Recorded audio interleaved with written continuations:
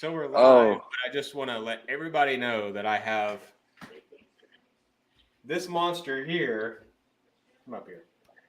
That's probably going to be barking the entire time. Already barking. There was a leaf out in the yard. It looked like it was looking at her wrong, and she is not happy about it. Yeah. And I'm in a hotel lobby, so I hope too much background noise and everything doesn't come in. My room is being treated right now because it smelled horribly of mildew. So this will be a fun time. I would be finding a new hotel. I'm very close, very, very close to doing that.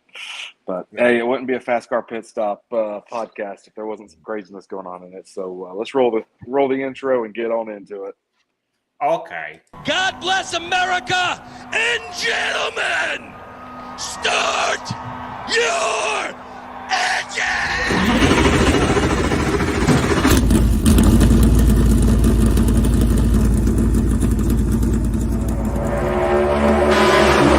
Still down there. Still down there. Still outside corner, you're number one. Was out. Yeah, was out. Then just about outwrecked him. And she busted her ass.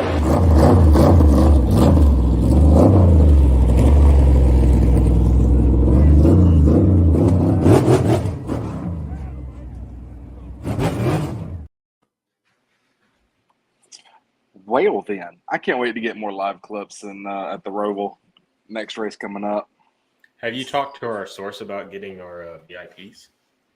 No, I have not. I got to message him probably this week if we're going to have any hopes or anything. I know Charlotte's hard, so we'll see. Yeah, I want to try to get on that pretty darn soon. Yeah. Charlotte will be here before you know it. It's crazy. It feels like it's like I thought it was going to be right around the corner once we had our big span of it felt like a race every other weekend. And then it's just been so drawn out. I'm still debating on Bristol. I don't know. I want to go, but I'm 50-50 on that, depending on what's going on with it. But we'll see. I was talking with Pittman today, and we were talking about what races. Well, he in the group chat and everything, it sounded like he was going to Bristol, but he's kind of hit or miss on Bristol still. And he may even try to make the ride up to Darlington, which I told him, I said, being that Darlington is on Labor Day weekend, I might try to make the drive and just maybe hang out with David. And of course, Jeremy's got the camper outside the track and everything. Maybe. Yeah. I don't know. We'll see. Labor Day is one of those rare days I actually have a holiday off from work. So I might actually just take advantage of that. I am working all weekend long for that one. So I will definitely not be at that one with y'all. So y'all have fun if you do go. I'm sure it'll be a great time. I mean, it's Darlington. Darlington's one of those tracks that I just don't think it can disappoint. No. Darlington's always a good track. I wish we were going to the Southern 500 this year, but we've talked about it before. That is a stupid expensive track to go to, at least for camping side of things. So, in fact, actually, I got a notice the end of last week that I think it was this last Friday that the renewals was pretty much done for Darlington. So we did not renew for May of next year. Sorry, not sorry. Yeah, no, that was a great time. Maybe a once every couple of years kind of deal, but not an every year track for us. Charlotte, Atlanta, those will hold that. Atlanta racing has just been phenomenal, and Charlotte's where it all started. So it makes sense for us to kind of stay within those two tracks. And then you never know. We might make Bristol, try to get Andy to actually last through an entire Bristol next year. Hopefully I don't get sick again. Yeah, or you never know. We've been talking about saving up and doing a big trip one of these years and going out to, like, I don't know, Watkins Glen, Sonoma, something like that. So okay, so we'll talk about the race here in a second, but I would definitely say Watkins Glen is pretty high on my list. I don't know if the campers. Did you see the bus stop? The actual bus named the bus stop. That's legit. Yeah, that's awesome. They got the full setup going. It's definitely a little bit more than our setup, but we're getting there. We're getting there. Glenn knows how to party too. Like they know how to. They know how to pack it in and fill the stands up, fill the infield and the campsites and all that up. So even though we weren't really treated to a great race yesterday, pretty boring. Pretty boring, except for, I think it's funny where y'all can't see it yet because I haven't put it on the screen, but we made it 4 minutes before Alan got mentioned already in this. There's definitely a lot to talk about there. Obviously, I'm wearing the shirt. I feel like I should wear the shirt, but I got the hat for Willy B. Wow, what a race weekend! I thought it was going to be like top level, and Xfinity, as always, was great. Xfinity had some action in it, but it still was it was a Ty Gibbs dominated show that ended up. Oh boy!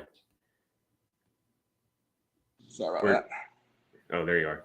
Yeah, it was a Ty Gibbs dominated show, but it ended up the last couple laps there.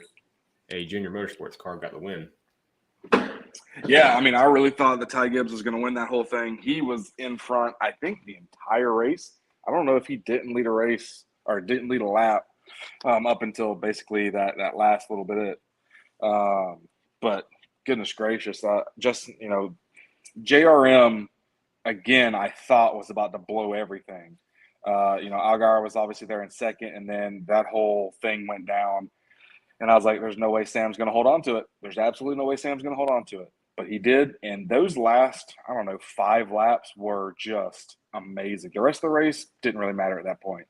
But those 5 laps, the last ones, were crazy. I'll be honest. I actually fell asleep during the middle of that race. And I woke up with probably, 10, 12 laps to go. So I caught the ending of it to see the big wreck. And, of course, another disastrous day for Brandon Jones. I don't think he's coming back. I really think he's going back to JGR next year. Yeah. Bowling Chase Elliott 250. Is that supposed to be boring? Wearing the Elliott shirt. I think it was boring. Definitely boring. Sam Mayer, #1 fan. Hey, no wins to 2 wins this year. I mean, come on. What did you think of Ty Gibbs' slander on Sam there at the end, though? Did you catch all that? Yeah, I thought it was great. I think he's got more races than me, but, I got more wins. I'm in the Cup Series.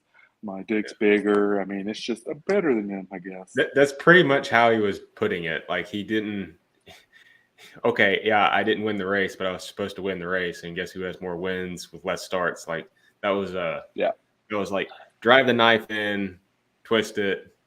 So, yeah, I mean, the Gibbs interview was thumbs up. I thought it was great. Like I said, I'm not a Ty Gibbs fan, but that was up there. That was better. That was better than a lot of his generic responses. Like, even after the Cup race yesterday, his responses were pretty generic. I was like, yeah, the car was great. I didn't do a good job passing somebody. Yeah, the car was great. I didn't do a good job passing somebody. Yeah, the car was great. I just did a bad job. Like, yeah. He got some personality back. Last year, obviously, he said some things that got him in trouble, and they kind of took his personality and yanked it right there. But he kind of got a little bit of that personality back. He walked in there and said, hey, Sam measures in inches. I measure in meter sticks, so I'm sorry. Yeah. But of course, I like him and Sam have had history. Yeah. Yeah, they've gone to blows before. Yeah. Yeah. Ty Gibbs, I'm better than you, and I know it. And I know pretty much what it was. Although Ty Gibbs and Grandpa's equipment and Ty Gibbs has been given everything since he's basically was birthed. I'm sure the birthing, he probably birthed better than Sam did too, but nobody gives a shit. I'm just glad a JGR car did not win the Cup race. They had all 4 cars in the top 6 at the end there, and I was like, Jesus Christ, here we go again. Yeah, no, I mean, obviously, Junior Motorsports has struggled this year mostly on their own behalf with setting each other up for failure by wrecking each other. Brandon Jones being Brandon Jones. Algar has just not been in the right spots. Still Josh Berry, no wins this year. That, to me, is insane. Yeah. But Sam pulls it off for the junior team. I don't know what to think about Josh. I'm wondering if he's been so distracted this year with all the Cup stuff, having to fill in for guys. And now the new, or not really new, but announcement of him taking over the 4-car next year. I don't know how mentally prepared he is, this season or for the rest of the season. Well, he's already filling in, I think, for the 42 for basically the rest of the season now too. Well, I know they haven't really announced all of them. But. Yeah, that was my question too, because they haven't announced, who's filling in, because they said Rockenfeller was going to be driving the 42 for both the road courses, but we've moved where we're going to Daytona now, and there's only one more road course, for the year. So who fills in that 42 car? It's not going to be Jimmy. So is it going to be Josh? I really think it's going to be Josh for all the races except for the Roval. I think they'll bring Rockefeller back for the Roval, but I think Josh gets the rest of them. And, I don't think he's in the playoffs right now for Xfinity with points. So he's fine there, but I think he's 1 foot in, 1 foot out. I don't think he really cares as much for the Xfinity. He's getting prepared. He's getting ready. Now, one thing I want to touch on real quick while we're talking about Josh and going to the 4-car, your thoughts on Stewart-Haas changing and no longer being a Ford team. What do you think? Because I can't believe it. What is that actually happening? Yeah, of something of like them losing Ford, like them going to Chevy. Like, hey, everyone keeps saying Stewart-Haas to Chevy and 2311 going over to Ford. I don't believe either of them. No, I don't see any of that happening. As far as Stewart-Haas moving from Ford, they obviously started as a Chevy team. I don't think they're going to find a manufacturer to put them as a high-tier team, meaning we've already got, Hendrick and Trackhouse and RCR as like the top 3 Chevy teams. You bring Stewart-Haas in, you've got to split those resources between 4 more cars.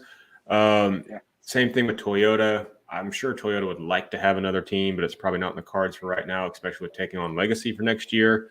And the same thing with how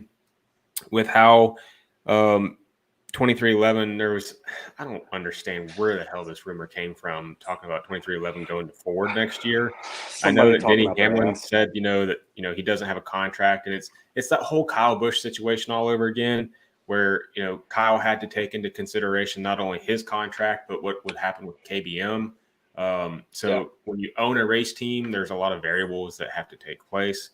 And I think I read something today. I don't know if it was an article or if it was in the group chat, but essentially Hamlin's, his is done, but I think his contract holding on it to 2311. Right. I think they're having to work out the 2311 deal. So I don't see either team switching manufacturers at all.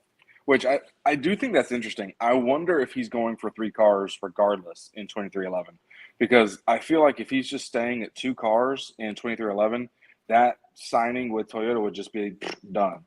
But I feel like they're working on something else. Well, maybe an Xfinity team, maybe a 3rd car, but they need the funding for it. Unfortunately, no, SHR has just been shitty all year, and so has Penske has not been there. If it's not RFK, it hasn't mattered. Obviously, Logano, he's Logano. He's done well. But for most of the season, he hasn't. He had a couple good spurts, and then Logano finished. Logano and Blaney actually finished top 10 yesterday, which was kind of a surprise because to me, Logano is not a road course racer. And I thought about this yesterday. Logano's won 2 championships now, and of course, he won last year's championship. But with as many road courses we have in the schedule, you would think that in order to win a championship, you need to be good on the road courses, and Logano is not necessarily average. There's the way the road courses are spaced out, other than having the 2 back-to-back, which I don't really like on the schedule. I hope next year they fix that. I didn't like that either.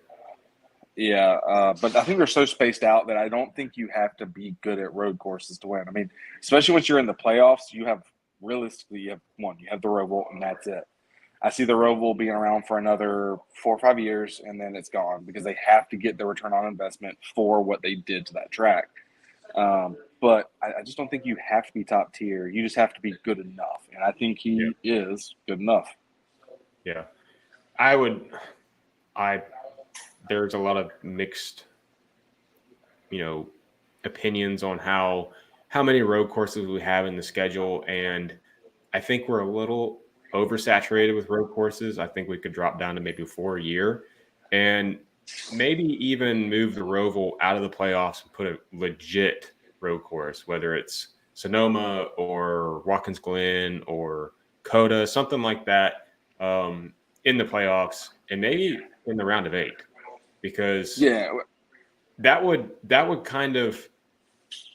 make you have to be good in all disciplines. You know what I mean? Like you have, if you could squeak through the round of 12 with the Roval being in the round of 12, then all you've got is, short track and a couple intermediates. I think Texas is one. Shit, I looked at this today. David and I were talking about that today. But I don't anyway, know. I'd like to see 2 road courses in the playoffs, but 4 road courses, 5 max in a year. I'd love to see Watkins Glen in the playoffs. I'd love to see the Roval stay in the playoffs. If the Roval comes out, I would probably either put Coda or bring back Road America. And then you got for to the think, other 2, though, Sonoma has to have one.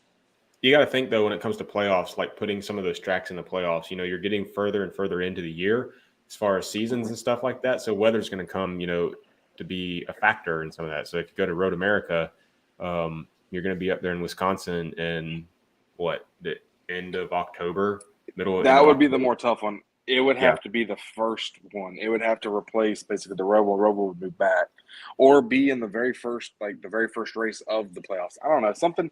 I just feel like 2 road courses during the playoffs would be perfect, in my opinion, to make it still matter. And then you only have 2 to 3 road courses during the regular season. Yeah. I still like just one.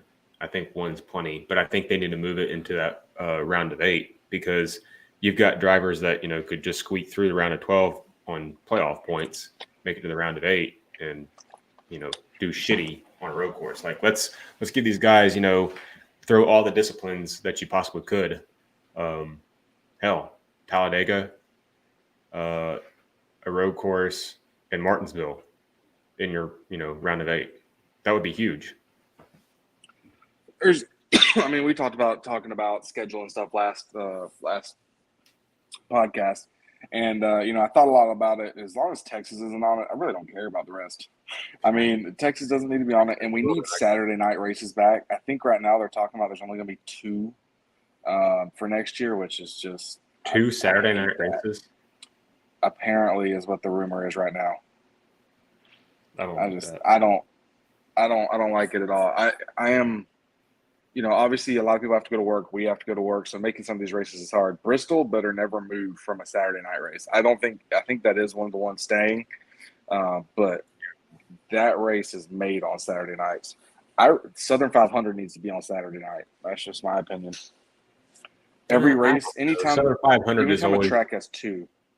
I don't know. It Southern needs to be a 500 is always second. Labor Day weekend, so a lot of people have Labor Day off, so they can make that work. I don't have a problem with it being on Sunday, honestly. Sunday night, that one can be Sunday night, but it needs to be a night race. Anytime a track has 2 races, no matter what, the first one's daytime, the second one's nighttime, or the first one's oval, the second one's road track. One of the 2 of those options, but it shouldn't be the same exact race. Just this one was cooler out, this one was warmer out. Yeah. Well, speaking of road course, we were just at one, and Willy B, I wouldn't say he dominated it, but he did lead quite a bit of it. David. And being that he led most of it, you can call it domination. Is Willy B now your championship favorite? I don't know. Truex still wasn't far out. Now, normally Truex does better at Watkins. I was actually really surprised by they didn't have speed at all. Yeah, he came in slow from the get-go. Denny had plenty of speed. I really thought Denny was going to mess it up and not stay in the top past the first stage, but he was able to keep it together. So JGR knew what they were doing, just apparently Martin didn't. Well, I think Martin ran somewhere in that top 15 position most of the race. And when Chase ran out of fuel, there was a flip-flop as far as track position, and that's how Martin got his track position there towards the end. So, look, this race was a 100% track position race. There was not much passing. A lot of guys, it was just like last week in the Indy. Guys just couldn't get away from each other. And if you got close to somebody, there wasn't much passing. And again, Watkins Glen is a very fast road course, very aero dependent. Yep. So we kind of fell back on the aero issues that we normally see in these situations. So we need 800, 900 horsepower. Just every single time, and I'll continue to say it. There was no fall off, none of that. The fall off that there was, it was equal across the board again, just like any other race. we're beating a dead horse here. Like, yeah, add horsepower, fix the tires, but it seems like they don't want to do either one of them. So I don't know where we go from here. I don't know how we fix it without adding Keep talking horsepower. about it. Yeah. Yeah. Of That's course all they're we going to do. talk about it, but who's going to listen to us about it? You know what I mean? Like, NASCAR doesn't care what we think in this situation. We're not drivers. We're not engineers. No, they're so excited right now that it was the fastest race in recorded modern era history. Can we talk about that for a second? Like, social media is all up in arms saying that races need to be shorter and everything because the last 2 races have been like 2 hours long, no cautions, none of that stuff. And like, oh yeah, let's, a 2-hour race. That's perfect. If you want to watch a 2-hour race, watch an Xfinity race on Saturday. Yeah, I mean, I don't agree with the shorter timelines. It's the problem with nowadays is all this short-term content. You got TikToks, you got Instagram, you got all this where it's these short little clips that bring in all the excitement. It's that dopamine hit that you get, right? And so these people are like, yeah, racing needs to be the same. No, it doesn't. I agree with no stage cautions. I still will stand behind that 100% when it comes to road courses. But the rest of this crap, it doesn't need to be a 2-hour race. It needs to be more power so it gets more sketchy. And then cautions are natural cautions. That's what we need. Yeah. NASCAR is an MLB. Don't try to speed up I the agree. race. Yeah, it's exactly right. Anybody who has a problem with how long the races are, why don't you start watching an Xfinity race or a truck race? I mean, well, depending on how many cautions. They're shorter. Race. Yeah. But like, and honestly, the Xfinity race was a 80-something laps. The Cup race was 90-something laps. So it wasn't that much longer. It was just the Cup race had no cautions other than the chase deal. Yeah. And you know, I do want to touch on the Xfinity because I forgot to mention it when we were going over it a little bit. Josh Williams running into the back of the cars because he was adjusting a plug on his helmet.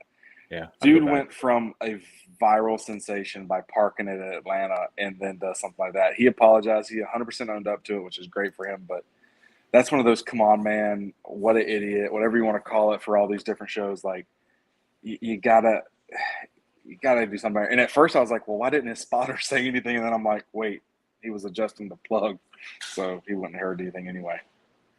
Yeah, that was just look, we've seen stuff happen like that before, so I'm not going to say, hey, he fucked up, but he did.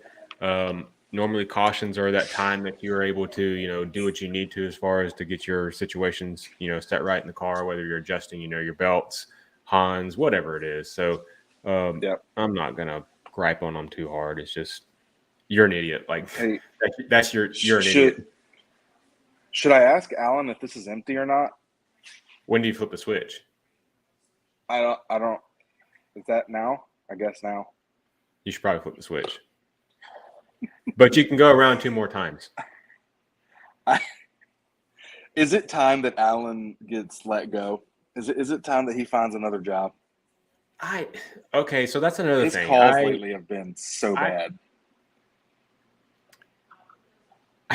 I don't know. I'm not a Chase fan, so I can't really speak on this. I was. Okay, so again, on social media, there's been a lot of, like, after the race, like, Alan needs to be fired. Need to find a new crew chief. It's all Alan's fault. Yeah, he made a bad call. Yeah. But look, he won a championship with him too. So let's not let's not throw this guy out because he made a bad call.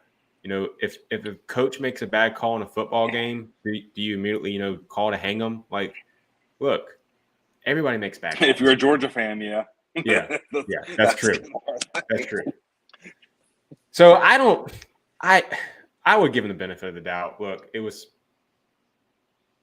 a bad call for real. Like, that fucked the season right there. Like, there's when Chase wins, you're this desperate. Hey, the pressure was on, and so they folded. Oh, he folded 100%. He folded like some laundry baskets. It's like we talked about, the last couple of weeks. If Chase even makes it into the playoffs, how competitive is he going to be? How far is he going to go? Like, it's not just Allen. It's Chase. It's the pit crews. it's the whole team. Like they just have not been able to mesh and have a good season. And it happens. It happens to everybody. Larson had the same thing last year happen. Made a lot of mistakes. You know, he got bounced out in the round of 12. It's just this kind of stuff happens. Fluke seasons.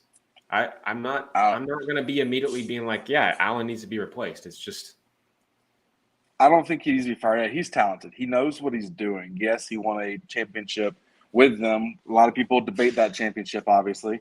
But at the same time, he makes some weird calls. I mean, Chase goes through all these ups and downs of running really, really well, and then all of a sudden just drops out for so long. I mean, last year, until it came to the end of the year, there was no hope in sight. He started out really strong, then took a nosedive once it hit postseason. So, I mean, like, how much is Chase? How much is him? Now, Chase obviously hurt by being out 7 races because of temper and the snowboarding accident. However, I don't know how much that's really the issue here when it's the race to get you into the playoffs and you make that bad. I mean, there's so much data out there now for them. They have all these things they have at their fingertips, and yet in a time where he cannot afford a mishap, it happened. So yeah, I don't know. He needs something, but I don't know if he needs to be fired yet.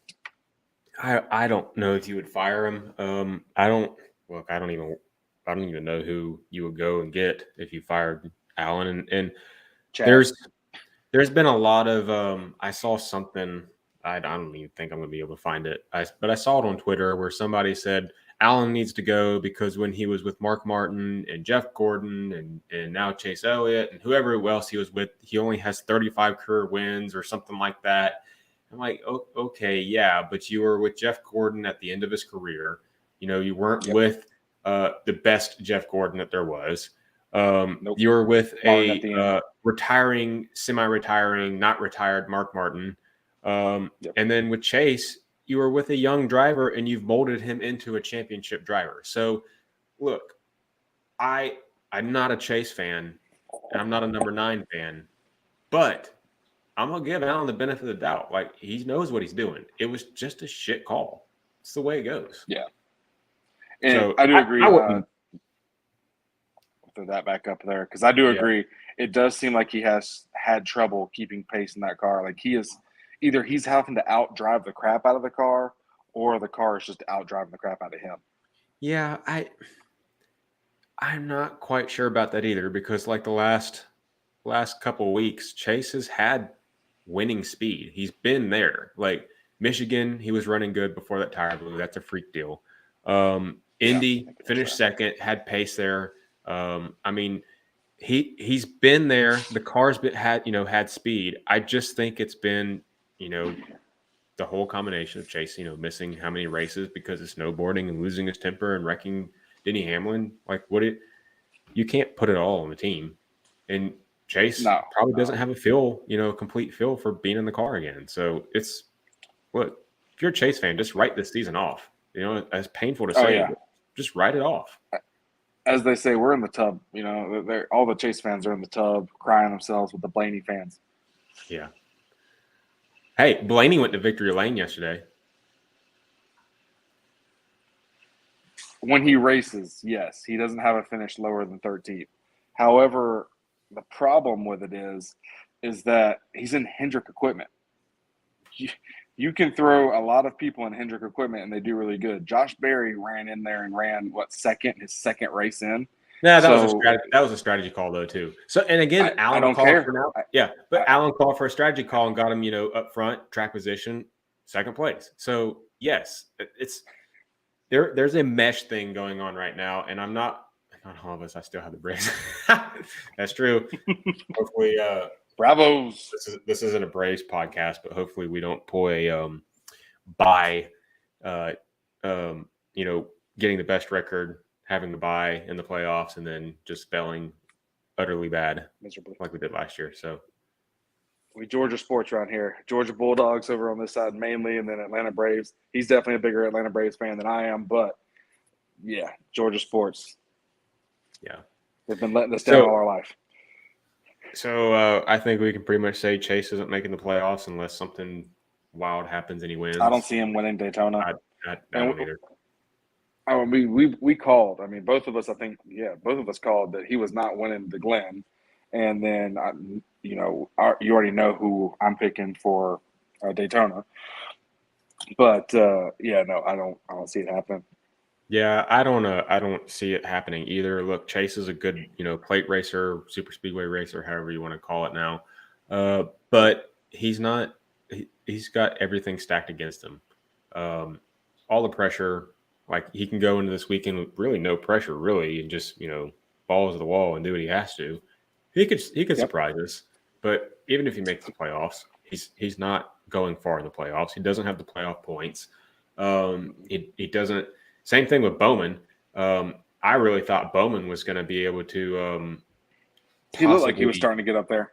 Yeah, I thought Bowman was going to be able to do something, and very interesting. If Bowman didn't have that penalty, that second penalty like Byron did, Bowman would be like 6 points out or something like that. So, yep. Again, well, Byron would be leading the points. I think we're going to see 200 cars in the playoffs. That's it. And 3 Gibbs cars, because I don't think Ty is going to be able to make it. He's got to win. I don't think he's going to win. He wins Daytona. I think Bubba's going to be able to hold that final spot. I agree. I think Bubba holds this spot, and I do want to ask this one question. All right, David. Appreciate it, buddy. Thanks for tuning in. See you, brother. Thank you, man. I do want to talk about this. Like, who do you think is going to finish higher, Bubba, Ty, or Chase? Like in the race? In the race for Daytona. Bubba. I agree. I think Bubba's shown what he can do, and I think he finishes higher. I think he's a top Bubba's 3 car. Threat to win. I do. I agree with you. I really think. I mean, obviously, I've said it a bunch of times. I think Brad. I think this is his time to win. He's already in regardless, but I think this is his time to win. But I would not sleep on Bubba whatsoever. And then I put Ty Gibbs as a top 5 car. Chase Elliott as a top 5 car. Yeah. Look, Daytona's good. I'm so excited for this weekend. I can't wait. I love Daytona. I wish it was July 4th weekend. A lot of us still wish it was July 4th weekend. But I do like Daytona being the end of the regular season. And, it's the start of the regular season. It's the end of the regular season. I like that. I like that identity it has now. And so I'm really excited for this weekend. You and I probably have the same pick. I told you she was going to bark. At least it waited till 30 minutes in. Yeah, once we start getting the picks. So, good job. I think we have the same picks for the Daytona Cup race with Brad Keselowski. So, 100%. Do you think who's your long shot? Long shot for this would probably be. Can't use Blaney because he's already won one this year. I'd say. I really think it's Bubba, honestly, but I don't think he can be considered a long shot because, like I said, he's already pretty up there. I don't know. I'd probably put someone like a crazy win with Cindric or something like that in there. That's not bad. I mean, Cindric did win the inaugural Next Gen Cup race at Daytona. Yeah. Man, I don't know who would be a good long shot to bet on. I mean, you've got. Yeah, I mean that's a tough one. Could you say Suarez? Ross can't be because he's obviously Ross. I don't think so. I don't think Suarez is going to make it this year. And Trackhouse, again, I'm worried about Trackhouse. I'm worried about the speed that Ross is going to have in the playoffs. So I don't know. I don't know who a good long shot would be. I could say maybe AJ Allmendinger. Colleague does seem to have some good super speedway teamwork. I think Chandler Smith is running this weekend. He's running in there. You're going to have 3 colleague cars. Haley wouldn't be too crazy of a long shot pick, honestly. Talking about that team, I would put Haley in front of Allmendinger if I'm picking out a colleague. Yeah, I'm going to pick a colleague car in general as your long shot. Okay, I can go with that. I don't think Chandler wins just because he's so fresh. And I still can't believe he's not. I mean, Austin Hill not moving up still doesn't make sense to me. But Oh my hey, God, yeah. So we completely glossed over that just real quickly. Yeah. Are you okay? So you said you're kind of shocked or can't believe that he's not making the move to Cup. But do you think it's the right decision? Oh, 100%. He's choosing not to go into a crap ride. He's choosing not to run into Spire. Basically, that was his decision right there. You can run in Ty Dillon's shadow, or you can wait. I mean, and hope for there another was car a to open up. possibility of a Colleague car being open because of Justin Haley going to Rick Ware next year. But even then, like Colleague is not, it's not a top, it's a C team. Yeah, so I think what do you, I'm interested to know who Colleague has. I'm wondering if this might be where Noah's going to step back in. hey, that's It's, especially with Austin saying he wasn't moving over. So it kind of made me wonder some things because I don't know who would be next on that pecking order other than that. That's interesting because I think you saw that Black Rifle pulled out from Legacy as well. So they're going to be staying with Noah. And I will definitely 100% say that good for them. I don't know about Bass Pro Shop. I know obviously that was a little bit later in, well, not really later in Noah's career, but they weren't a title sponsor. And I mean, from what I can tell, they're not having anything to do with the team either. And so they're standing behind their boy. I think he was done dirty. I'll still say it for however long I need to. But Noah deserves a ride, and seeing them in a Colleague car wouldn't be a bad deal. Yeah, it would be great. I mean, it's probably a step up from a Legacy car, but hey, you might want to take whatever you can get at this point. So he's going to need to. I mean, it's either that or he's going to be in the 9 car for Junior Motorsports again. Hey, I would love to see that too. But is JRM considering him damaged goods?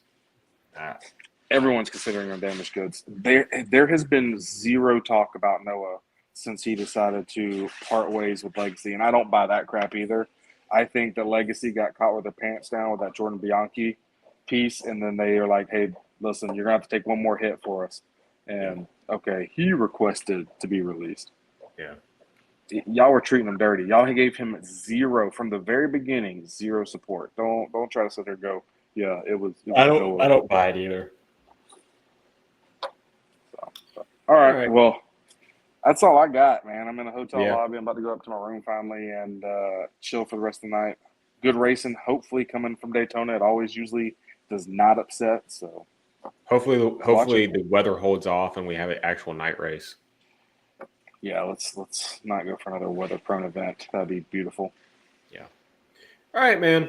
Well, have a good week and look forward to Daytona weekend.